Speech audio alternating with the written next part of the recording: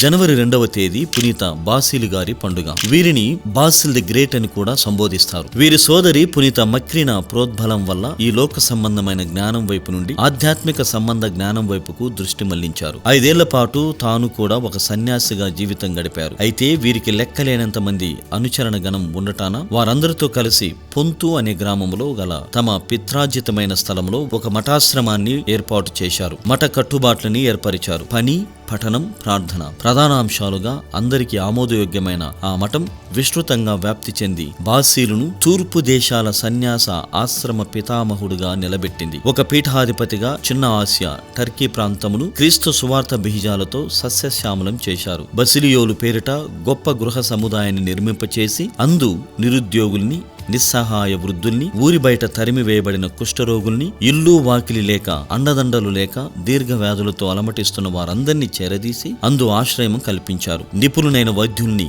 నర్సుల్ని ఏర్పాటు చేసి ఉత్తమ చికిత్స, మందులు అందేలా చేసి క్రీస్తు బోధనలను క్రియాత్మకంగా చూపారు. పునీత బాసిలు అందువలనే శ్రీసభ చరిత్రలో ప్రముఖ సంఘ సేవకుడుగా కీర్తి గడించారు.